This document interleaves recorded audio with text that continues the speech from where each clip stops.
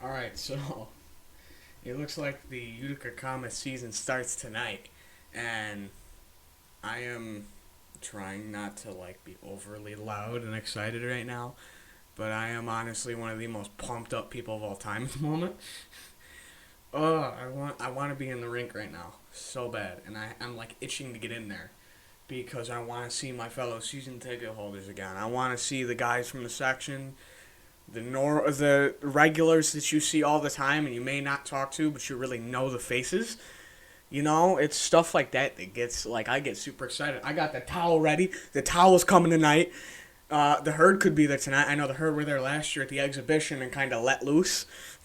So we'll see. I mean, Utica's playing a top two projected player, but we'll see. I'm pumped. I know a lot of the guys from the section that I have talked to are pumped. And it's always exciting. It's always exciting to be in the odd. And every time the Utica University season kicks off, it's one of the most exciting times ever because I love the Comet season opener, but the Comet season opener, I know what I'm getting. Close, gritty. You're still kind of guessing, and you kind of know what's coming, but you kind of don't. It's a similar feeling to last year for me. For Utica University, there's a bunch of new guys. I want to see how the new guys do and how Gary schemes his lines. Because where certain guys are placed, it may be able to tell you out the gates kind of what their style is, if they complement a certain guy, if they don't, and how kind of Gary may view them. Since we're playing the U18 development team tonight, and they're probably going to shell Landsey, since they just beat Boston 8-2, I think it was. I expect to see all three goalies tonight a little bit. So you may see E-Rob, you may see Sturtsy. I'd love to see a little bit of both of them. And it's going to be a blast. But, no one expects us to win. So when we get shelled, I'm just there to have fun. I'm not going to be yelling very much tonight. But the towel will still come out. The towel's not going away now. And I don't have signs made up like I want to, but we're getting there. We're getting there. So, this game should be interesting. I don't know what attendance is going to look like tonight. I have heard a few people around campus talking about it. And I'm actually very pumped that I'm hearing the chatter about it, because there's a few guys going, oh, if you got your ID, get them free from the college and blah, blah, blah. And there's people talking about it. I'm going, this is the first year of me being here, so I hear this chatter a lot more, and it gets me pumped up that we have students going. But I look at this roster. Obviously we're playing Cole Eiserman. He's projected to be a top 2 pick. Some people have him second. Some people have him first, because I've heard I think it's a player from the KHL, is also fighting for that 1-2 spot. There's a lot of Big Ten guys. You got 2 Michigan commits, 2 Notre Dame commits, 2 Wisconsin commits, 3 Michigan State commits, and a Minnesota commit. So there's a lot of Big Ten. 2 New Jersey guys, 3 Boston guys, and that is where they're committed right now. It's all possible to change. Blah blah blah. 1 Merrimack, 1 Boston. I think I said Boston College already. And Arizona State, which a little weird. Not used to hearing Arizona State or Providence College. Never used to hearing them. But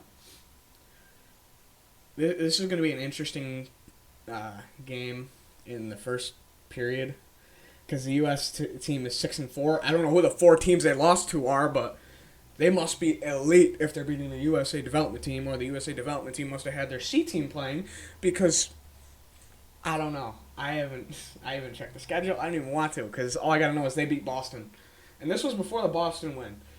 So, and that was posted by the hockey team program Twitter half an hour ago of their team.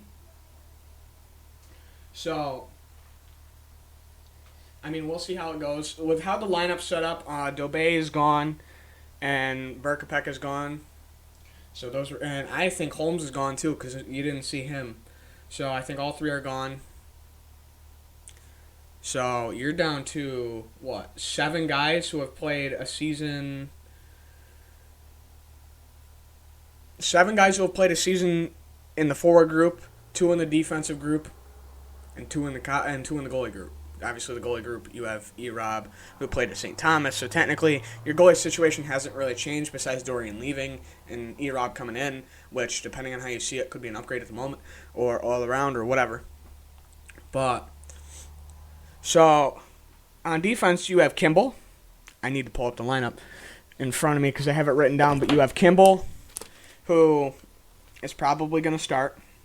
That's a given. Holmes would have been probably under him. I'd say, like, second line compared to him. Dolbe would have been first, and then there's another defenseman. The name's slipping me. I don't have my other notebook out, and I think that's what I wrote it in. I'm not going to lie, but I thought I had it in this notebook. But I do. I don't. So there's a few guys that did not come back. Here's a list. I hope it's on the list. And then you have a lot of freshmen. But I have it. Scoville. Yup. I don't know why I forgot Scoville. My bad, dude. But and captains will probably be very similar. You'll probably see Scoville get at least an A, and then from there, my guess would probably be guys him and a mix of its potential for Kimball, Christian, Brill, maybe and even Spags. I don't know if they give goalies A's. Probably not. Maybe even like Murph. But yeah, you have 2 returning defensemen in Johnson and Scoville. And then behind them, as of right now, I have it says a free-for-all. You have Diorazio, you have Avidamov, you have Parrott, you have Brighton, and you have Barr. One of those guys is a 7D, and the rest are in the lineup. I don't know what it's going to look like. I can't even give you line combos because I've never seen them play together.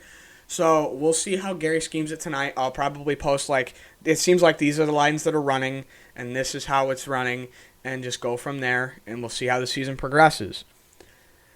Forward, you have technically 7 returners. One of them, 6 returners and 1 transfer. So that's Brill, Murph, Christian, Gutt, Spags, Carroll, Wood. Now, Spags is the transfer, so that's 6 forwards returning, 1 transferring in. And then for freshmen, you have Hughes, De La Rovere, Lundberg, Javier, Herrera, Gooley, Morse, Vital. I still can't say his name. Vladdy and Oliver. So there's some spots that are going to be fought for.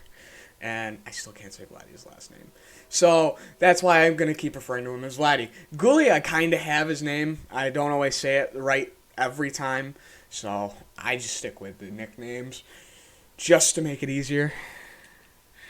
Other than centers, I mean, you could argue that you move Gutt as a 2C and bump up Carroll or Wood, and then you just have one guy running third line, and then the rest are freshmen.